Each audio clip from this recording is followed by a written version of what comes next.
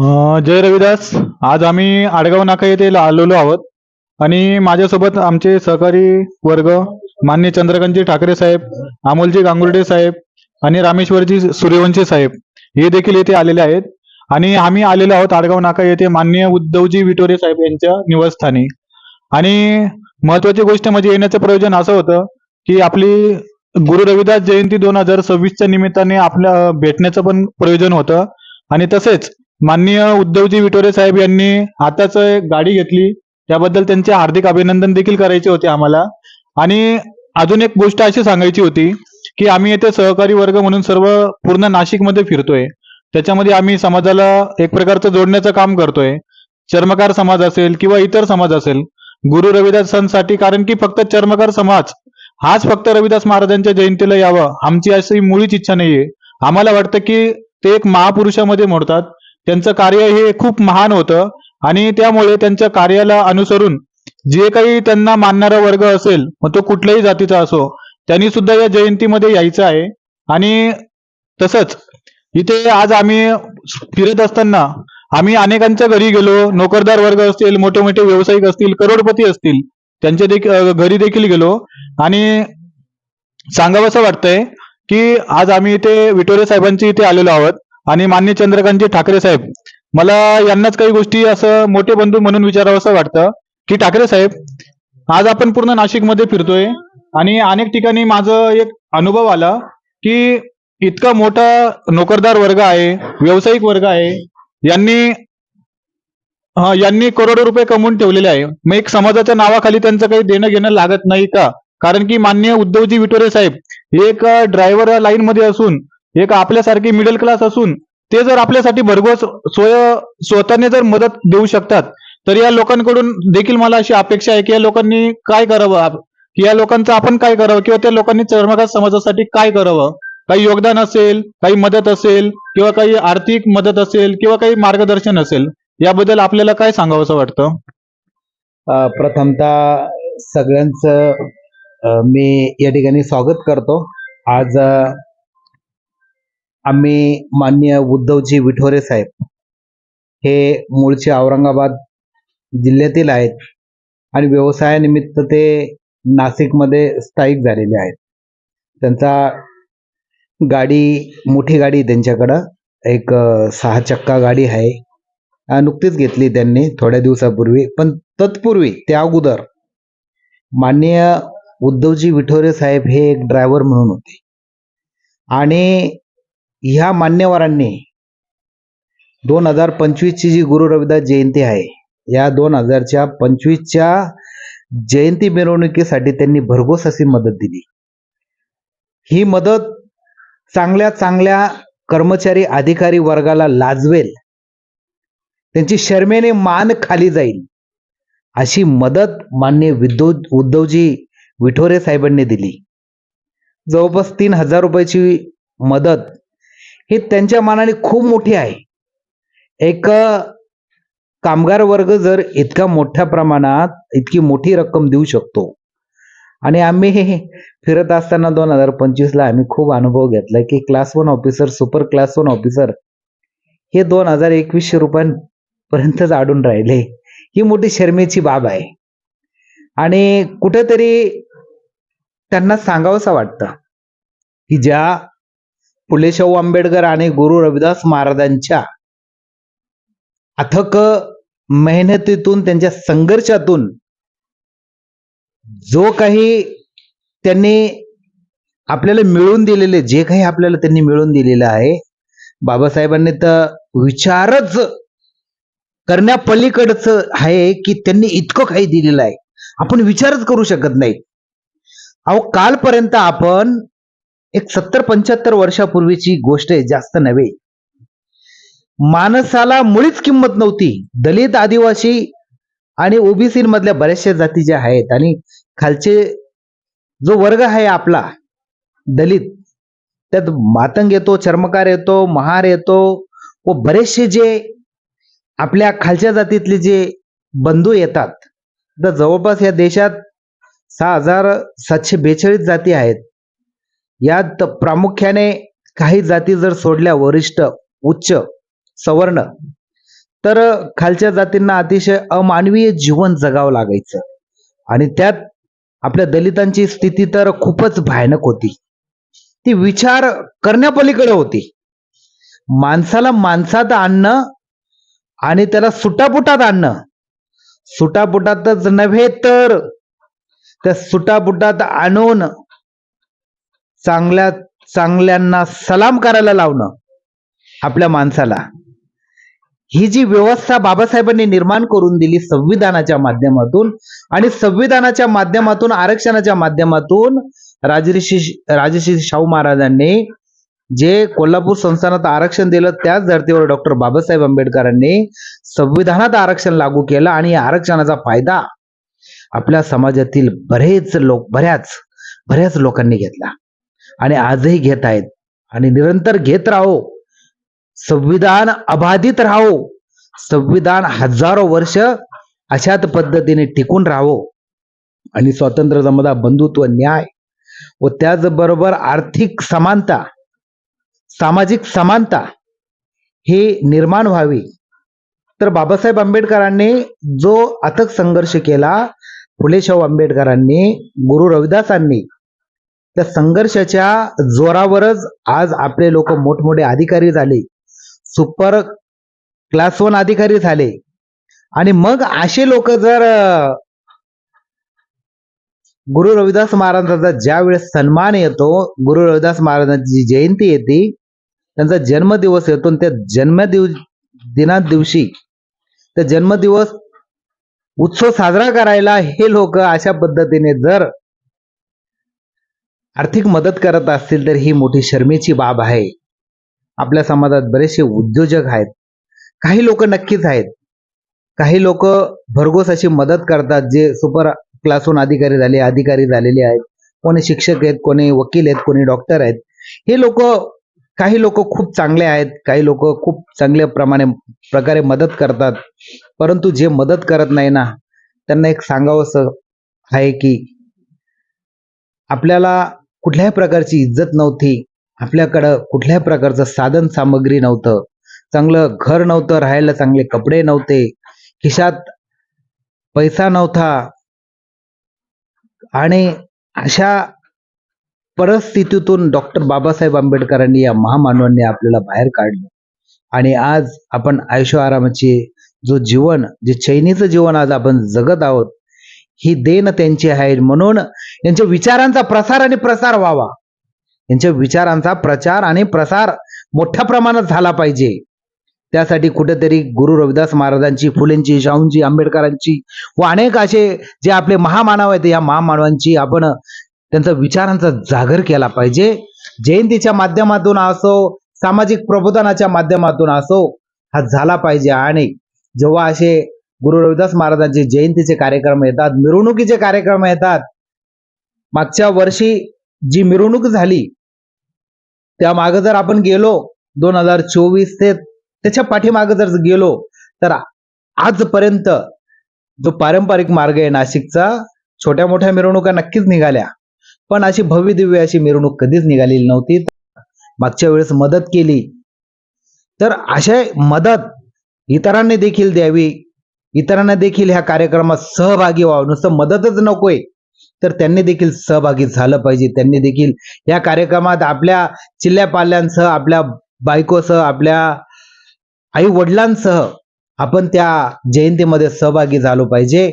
आणि मोठ्या मनाने ज्या पद्धतीने विटोरे साहेबांनी ज्या पद्धतीने मदत केलेली होती, अशीच मदत वेळोवेळी आणि वारंवार समाजातील अधिकारी वर्ग असो, त्याचबरोबर कर्मचारी वर्ग असो, त्याचबरोबर उद्योजक असो, कोणी व्यावसायिक असतील, या सगळ्यांना मी हात जोडून विनंती करतो की तुम्हाला नक्कीच समाजातर्फे जो मान सन्मान आहे तो नक्कीच मिळेल. पण समाजाचं तुम्ही देणं लागत आहात, काहीतरी देणं लागत आहात, ही गोष्ट विसरता कामा नये. आणि गुरु रविदास महाराजांचा सन्मानासाठी, गुरु रविदास महाराजांच्या अस्मितेसाठी आपण प्रामुख्याने सगळ्यांनी, सर्व समाज बांधवांनी एकत्र येऊन तो जल्लोष साजरा केला पाहिजे. त्यांच्या विचारांचा जागर झाला पाहिजे, त्यांचे विचार आपण अंमलात आणले पाहिजे.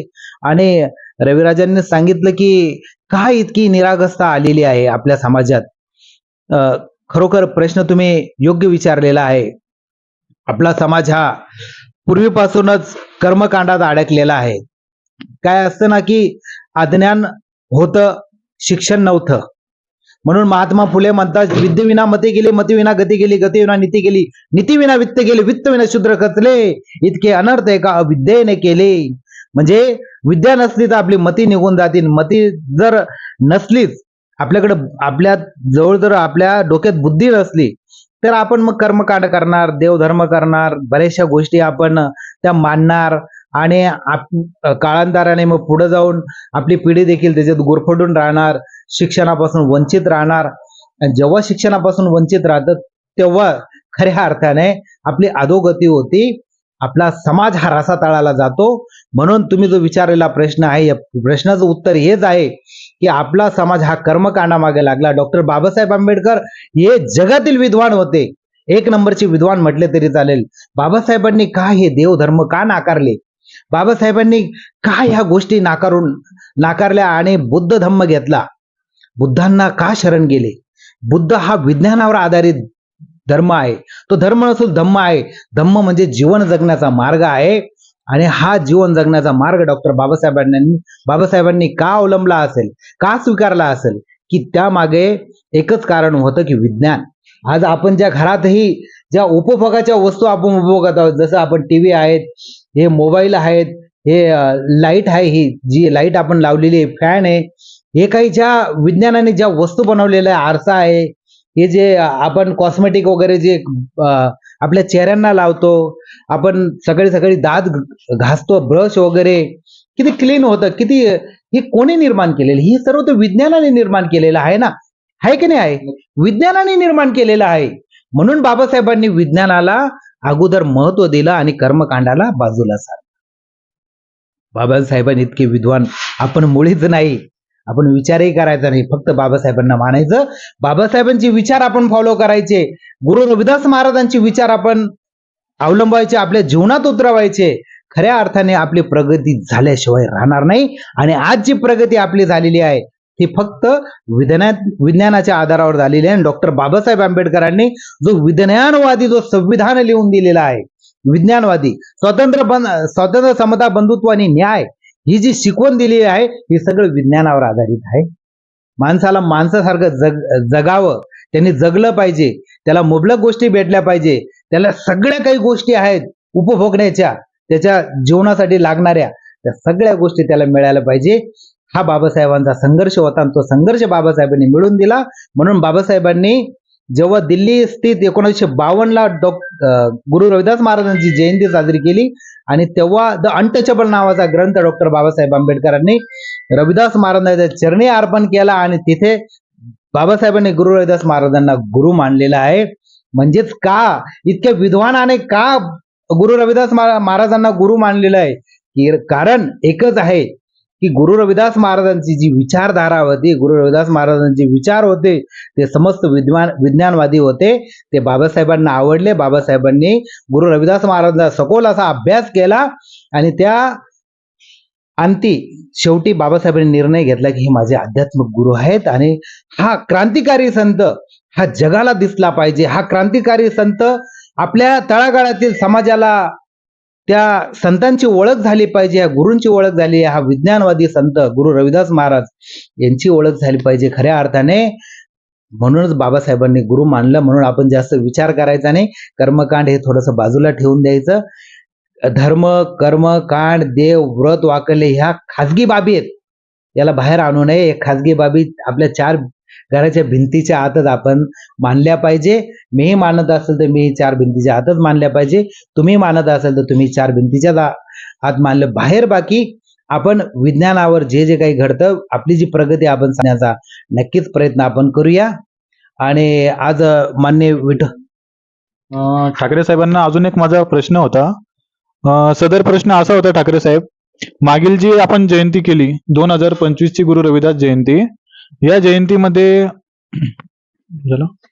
जयंतीमध्ये मी देखील त्याचा एक भाग होतो आणि पूर्ण जयंतीमध्ये मी उपस्थित होतो. तर एक प्रश्न असा विचारावासा वाटतोय की आपण जी मागील जयंती केली त्यामध्ये कोणी अध्यक्ष नव्हता, कोणी उपाध्यक्ष देखील नव्हता, एवढंच नव्हे तर साधं कोणी आयोजक म्हणून देखील कोणाचं नाव नव्हतं. होते तर ते फक्त कार्यकर्ते, ते पण काही काही स्वयंघोषित होते. मी देखील एक कार्यकर्ता म्हणून तिथे काम करत होतो. माननीय उद्धवजी विटेरे साहेब असेल किंवा आपले रामेश्वर सूर्यवंशी साहेब, गांगुर्डे साहेब, तसेच आपले रामदास आहिरे साहेब होते आणि अनेक वर्ग होता आपला, की ज्यांनी तिथे कोर कमिटी च्या माध्यमातून एक प्रकारचं काम केलं. पण यांनी कुठेही आपलं नाव तिथे लावलं नाही. तर आपण जेवढ्या पण मोठे क्लास 1 लोकांपर्यंत गेलो, त्या सर्वांना आपण घरी जाऊन देखील निमंत्रण दिलं. पण तिथे कोणीही आलं नव्हतं. खास करून क्लास 1 वर्ग. त्याच्यामध्ये मग आमदार खासदार देखील मी त्यांचं देखील नाव घेईल. आमदार खासदार असतील किंवा जेवढंही मोठं, जसं की तुम्हाला म्हटलं क्लास 1 वर्ग, तर जेवढे कोणी होते फक्त आपला मध्यम वर्ग होता. त्याच्या खालील जेवढे कोणी होते ते हातावरील लोक होते. अशा प्रकारे कमीत कमी त्या जयंतीमध्ये 10,000च्या वरती लोक आले होते मागच्या जयंतीमध्ये. ही आपली जयंती यशस्वी झाली, याबद्दल आपले हार्दिक अभिनंदन. पण एक छोटासा प्रश्न असा आहे माझा पुन्हा एकदा, की मग हे लोक जे यांच्या घरापर्यंत जाऊन देखील आपण निमंत्रण देऊन देखील हे लोक इथे जयंतीमध्ये आले नाही, मग यांच्या मागचं मूळ कारण काय असू शकतं? आपण त्यांना पद नाही दिले त्याबद्दल आहे, किंवा आपण त्यांना जसं की त्यांना म्हणजे कुठे वर्गणी वगैरे द्यायची नव्हती त्यासाठी नाही आले, किंवा आपण जशी की जयंती खूप छान पद्धतीने केली तिथे कुठलंही कर्मकांड नव्हता. मग हे लोक काही काही कर्मकांड मनोवृत्तीचे आहेत, मग त्यांना ते आवडलं नसेल म्हणून ते नाही आले, किंवा या लोकांना तिथे काही मान सन्मान हवा होता म्हणून नाही आले. तर तुम्हाला याच्याबद्दल काय वाटतं आणि या लोकांना तुम्ही काय संदेश देऊ इच्छिता? खरं तर ही जी आपल्या समाजात मोठी मंडळी आहेत, ही मोठी मंडळी रोडावर यायला कुठेतरी लाजते. परंतु आपण बुद्धिस्ट समाजाचा जर विचार केला तर त्यांचे अधिकारी असतील, कर्मचारी असेल, मोठमोठे उद्योजक असतील, हे रोडावर डॉक्टर बाबासाहेब आंबेडकरांचा सन्मान करण्यासाठी जयंती दिनी रोडावर उतरतात, जल्लोष साजरा करतात, त्यांच्या नावाचा जयघोष करतात. तर आपणही आपल्या समाजाने देखील, तुम्ही भले काही मदत करू नका, परंतु आपल्या समाजातील जो काही पुढारलेला वर्ग आहे, जो काही अधिकारी वर्ग आहे, जो काही कर्मचारी वर्ग आहे, तुम्ही जर उद्या गुरु रविदास महाराजांच्या जल्लोषासाठी मिरवणुकीत जर सहभागी झालात, तर एक वेळेस बाबासाहेबांचा या ठिकाणी प्रसंग आहे, मी सांगतो की बाबासाहेब बोलले होते की बाबासाहेबांनी 5 लोकांना शिष्यवृत्ती देऊन विदेशात पाठवलं होतं आणि तिथून ते शिकून सवरून जेव्हा भारतात आले तर कोणी मोठमोठे उच्च पदावर अधिकारी म्हणून नियुक्त झाले, जसं की IAS, IRS वगैरे अशा पदांवर गेले. तर बाबासाहेब त्यांना एकच बोलले होते की तुम्ही दुसरं काहीच करायचं नाही, तुमची गाडी काढायची आहे, जी सरकारी गाडी आहे ती गाडी काढून आपल्या मोहल्ल्यांमध्ये फिरायचंय. फक्त कुठं फिरायचंय? वाड्या वस्तींमध्ये आपली जी लोक राहतात त्या ठिकाणी तुम्हाला फिरायचंय. तुम्हाला काही द्यायचं नाही, काही नाही. त्याचा परिणाम असा होईल, बाबासाहेब बोलले होते, त्याचा परिणाम असा होईल की म्हणे तुमचं अनुकरण लोक करतील, समाज करेल. की आपल्या समाजात हे मोठे कलेक्टर झालेले आहेत, IRS झालेले आहेत, IAS झालेले आहेत, IPS झालेले आहेत, ते लहान लहान पोरं चिल्लेपाले ते म्हणतील, त्यांच्यामध्ये एक जिज्ञासा निर्माण होईल आणि ते म्हणतील की मी अभ्यास करेन आणि मी देखील यांच्यासारखा कलेक्टर होईल. म्हणजे समाज हा आपोआप पुढे जाईल अशी बाबासाहेबांची इच्छा होती. परंतु बाबासाहेब नंतर म्हणता दुःखी होऊन कि मेरे पढ़े लिखे लोगों ने मुझे धोखा दिया बोले. म्हणून हा जो धोका मेरे पढ़े लिखे लोगों ने दिया आहे असं बाबासाहेब बोलले. हे पुसून काढण्याची वेळ आहे. पुसून तर काढता येणार नाही.